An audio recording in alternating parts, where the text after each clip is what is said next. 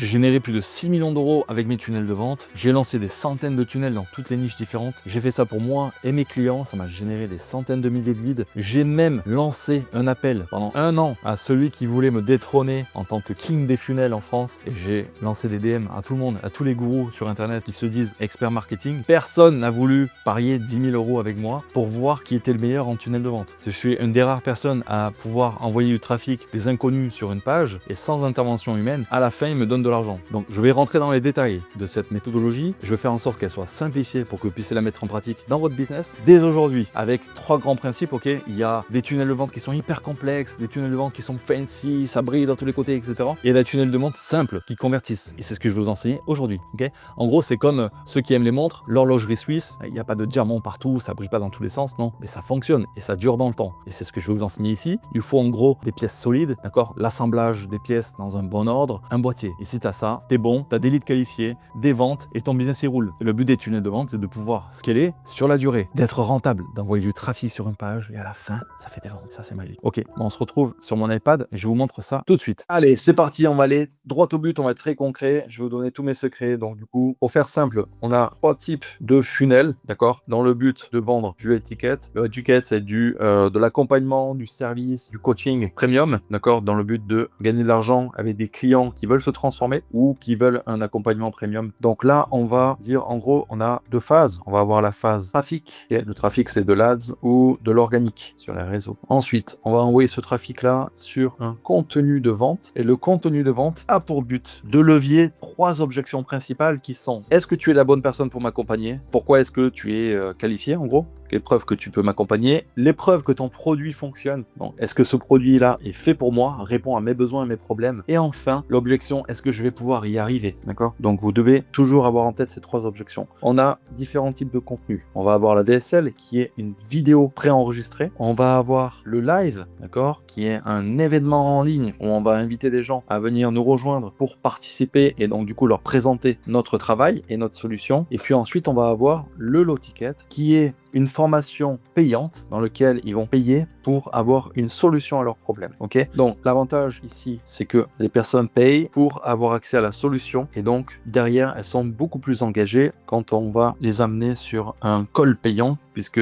à la fin, le but, c'est de vendre du high ticket et donc de les faire passer par un call. D'accord? Pareil, ici, il va y avoir un call et ici aussi, il va y avoir un call. Les difficultés qu'on va avoir ici, c'est de trouver le bon produit à vendre. D'accord? Dans le low ticket, l'offre, c'est super important. Il faut que ce soit une offre qui soit applicable rapidement, qui puisse amener un quick win et qui soit en cohérence avec ce qu'on vend dans le high ticket. Ok?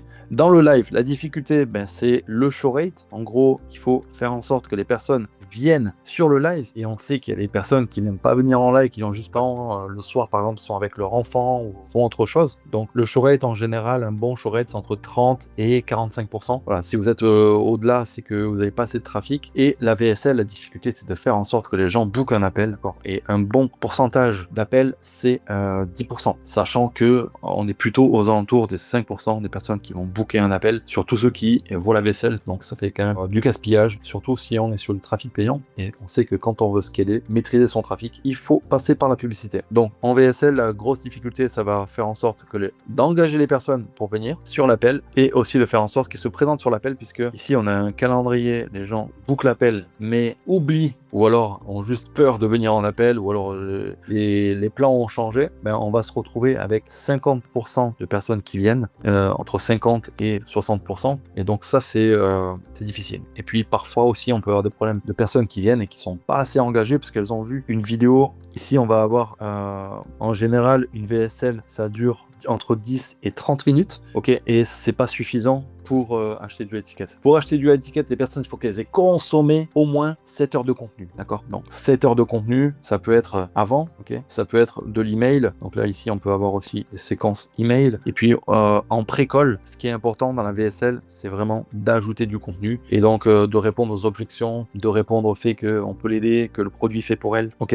Et puis même après le call, en fait, tout l'enjeu, ça va être le follow-up. Donc à quel point est-ce que vous êtes derrière eux, à quel point vous allez leur donner du contenu sur le follow-up, sur le suivi après l'appel, puisqu'on va pas forcément closer beaucoup de gens sur le premier appel, sur une VSL. Le live, il peut durer jusqu'à 3 heures. Donc ici, on a aussi des séquences email pré-live pour les chauffer. Pendant le live, on va faire en sorte de les faire monter en émotion pour qu'elles puissent prendre l'appel. Avant l'appel, pareil, on va avoir ici des séquences email et le but c'est de vendre du low ticket. Donc si on arrive à vendre ici la formation low ticket, l'avantage c'est que les personnes ont payé pour consommer le contenu. Et donc elles vont consommer la formation et ensuite on les envoie sur un appel et là elles sont ultra chaudes et ça permet de filtrer aussi ceux qui sont pas vraiment engagés parce que ceux qui sont prêts à payer vont déjà mettre leur CB ici et quand ils arrivent en call, ils viennent déjà sur l'appel. Donc on va avoir 80% ici de personnes qui viennent, voire 90% et ça va être beaucoup plus facile de closer ce genre de personnes. Voilà. Maintenant, comment est-ce qu'on organise tout ça? En gros, ce qui est important, ça va être la cohérence, tout l'ensemble du contenu, ok? La cohérence du message. Il faut que ton message soit du début à la fin le même, d'accord? Il faut que tu donc mettes en avant ton mécanisme. Je vais vous expliquer ce que c'est et comment trouver un bon mécanisme. Et surtout, le plus important, c'est que à chaque étape, on retrouve de la cohérence, d'accord? La plus grosse erreur, c'est par ceux qui créent des tunnels, les marketeurs ou même les coachs qui essayent de vendre du étiquette. La plus grosse erreur, c'est de séparer ici la partie ads ou organique de l'opt-in, le message en opt-in, de ce qu'on retrouve dans le contenu VSL, Webi, low ticket et de ce qu'on retrouve après dans votre offre high ticket. Si vous avez une trop grosse différence, en fait vous allez perdre du monde et à la fin il y a une incohérence. On peut pas continuer comme ça. Par exemple, si je vends ici, je vends une offre perte de poids, donc on va dire 10 kilos en 90 jours. Ok, 10 kilos en 90 jours et on va dire, on va focus sur la curiosité. Donc on va aller chercher des clics de curiosité et là vraiment, je vous déconseille de faire de la curiosité en ads. En ads, on va aller chercher des clics qui ont de la qualité parce que vous allez payer le clic. Meta va optimiser pour avoir des clics qualifiés et si vous mettez trop de curiosité en ads, vous êtes mort. Vous êtes mort, ok? Surtout avec la nouvelle mise à jour. Donc si vous dites en gros, je vais t'aider à perdre 10 kilos en 90 jours, sans régime, sans sport, en mangeant tout ce que tu veux, en mangeant des burgers, sans prise de tête, sans suivi, sans rien du tout, et on ne donne pas d'infos sur ce que c'est. Derrière, vous avez des clics qui coûtent pas cher, certes, mais vous avez un problème. Les personnes vont s'opt-in sur une promesse qui est audacieuse, juste pour connaître vraiment l'envers du décor. Et puis quand elles arrivent sur votre page de contenu, elles ont vu que en fait c'était du bullshit, et donc elles repartent, d'accord? Et donc souvent, si vous avez un bon taux d'opt-in ici, un bon taux d'opt-in c'est 30-40%, si on prend pas le numéro de téléphone. Si on prend le numéro de téléphone, je vous conseille de le prendre si vous avez un funnel VSL ou un funnel Webi pour relancer les personnes par appel. Un bon taux d'opt-in avec le téléphone, c'est 20%. Et la difficulté, en fait, c'est que voilà, si vous êtes sur des clics curiosité, les personnes, elles s'opt-in parce qu'elles veulent savoir, ça les démange de savoir. Mais une fois qu'elles savent que c'est du bullshit, ou alors que c'est ici, si vous allez révéler la solution et que la solution, en fait, c'est un régime keto déguisé, c'est bon, en fait, elles ont compris, elles se barrent et vous n'avez pas été honnête dès le début. Alors que ici, on veut avoir du trafic intentionnel, on veut pas avoir du trafic de curiosité avec une intention d'achat. Et donc ce qu'on fait, l'avantage qu'on a avec le low ticket ici, c'est que on peut annoncer directement qu'il s'agit d'une formation payante. On annonce le mécanisme dans l'ADS. Donc le mécanisme, en gros, c'est votre méthode. Donc qu'est-ce qu'un mécanisme? C'est votre méthode signature qui correspond à qui vous êtes, à votre expérience, expérience story, d'accord? Ici, si vous avez une cohérence entre votre méthode signature, votre expérience et qui vous êtes, c'est-à-dire vos valeurs, votre philosophie de vie, vos convictions sur votre niche, on fait en sorte d'avoir une méthode qui répond à tout ça. Et donc ça vous permet de vous différencier de la concurrence, d'avoir une méthode qui correspond à qui vous êtes, mais aussi vous allez attirer les personnes qui ont les mêmes problèmes que vous, qui s'identifient à votre parcours. Là, je vous prends mon exemple. Moi, j'ai des enfants, donc dans qui je suis, c'est en gros la famille avant le business. Ok, la vie, la vraie vie avant le business. Je veux profiter de ma vie avant de me prendre la tête avec le business. Et donc du coup, dans ce que je vends, je mets toujours en avant que ce sont des stratégies marketing qui correspondent à des personnes qui veulent aussi profiter de la vie, qui veulent pas que être focus business tout le temps. Et donc en général, les personnes qui achètent chez moi sont des personnes qui ont cette mentalité de je veux profiter du moment présent. Ensuite, votre expérience, donc expérience, expertise, ça c'est des choses que vous avez travaillé pendant des années ou alors pendant des mois, vous avez acquis une méthode, vous avez acquis une expérience et vous l'avez packagé dans une méthode qui vous correspond. Okay, et ça doit être toujours, le mécanisme doit être en lien avec une autorité supérieure. Donc vous n'allez pas créer, moi quand je vous vends des tunnels de vente, ça sort pas de mon cerveau, d'accord? C'est des livres que j'ai lus, là j'ai un tas de livres et je fais la combinaison de tout ce que j'ai lu. Donc, je vais vous citer les références. Russell Brunson, Tai Lopez,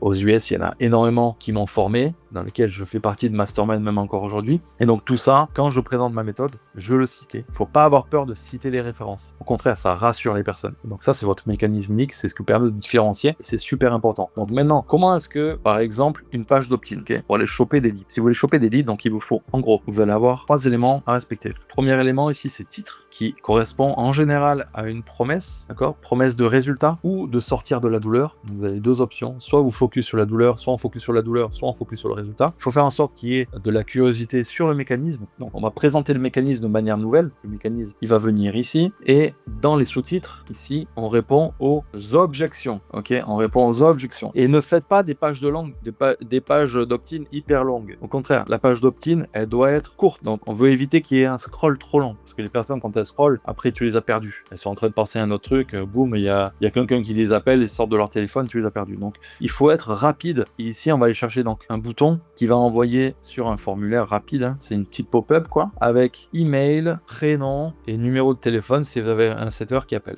Voilà, c'est très simple. Il faut pas aller trop loin. Si vous voulez, vous pouvez ajouter ici une image de vous avec un sourire, ok?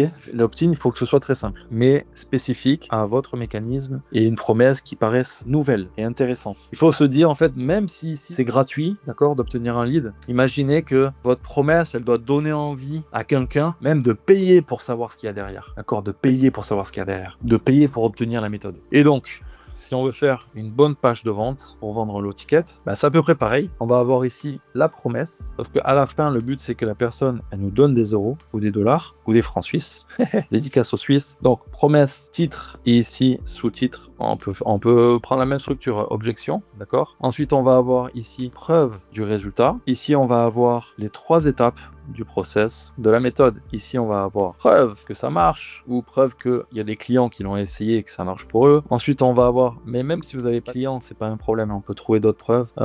Ici, on va avoir le pourquoi c'est mieux que les autres méthodes. Donc, en gros, j'appelle ça le old way, new way. Ok, c'est la comparaison avec les autres méthodes. Et ensuite, on met des preuves que ça marche et on peut ajouter ici votre story. Ok, et on a une page de vente qui est très simple, facile à mettre en place et qui rapporte des euros déjà. Et donc ça, quand c'est bien fait, qu'on envoie de l'ads vers une bonne page de vente, on peut déjà commencer à être rentable puisque ici, on va avoir des produits additionnels, alors que les upsells aussi. Les upsells, c'est très simple. Hein, les upsells, c'est une page beaucoup plus simple que celle-là. Ça va être une page juste qui présente une méthode plus facile pour avoir plus de résultats. Et après, derrière, donc on envoie les personnes, une fois qu'elles ont consommé la formation, elles arrivent en call et sont ultra chaudes pour acheter. Et donc, ça vous permet de ne pas perdre de temps à faire des relances non-stop et à préchauffer les personnes avant l'appel. Voilà ce que je voulais vous dire. N'hésitez pas à me dire si vous avez des questions. Je rentre dans les détails de la page de vente ou je rentre dans les détails de comment est-ce que j'organise mes ads. Voilà. Ce qui est important, c'est vraiment mettez-vous dans la peau de votre avatar client. Ok,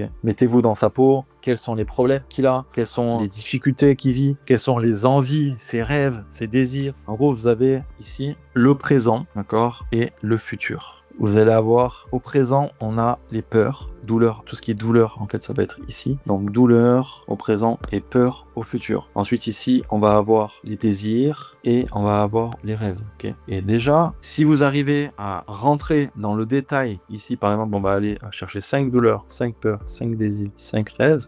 Et par rapport à ça, vous allez commencer à avoir des idées d'angle marketing de comment est-ce que je vais organiser mon tunnel de vente. Et soyez dans le détail, vraiment. Il nous faut des anecdotes, il nous faut des histoires, il nous faut des exemples. Et plus vous allez être précis, plus vous allez attirer les bonnes personnes qui correspondent exactement à votre avatar idéal. N'ayez pas peur d'être précis, d'être bien niché. D'accord? C'est super important. Voilà, j'espère que ça vous a plu. Je vous retrouve sur une prochaine vidéo. N'hésitez pas à vous abonner si vous voulez voir d'autres vidéos comme ça un peu plus techniques. C'est un nouveau format que je teste. Puis voilà, je vous dis à bientôt.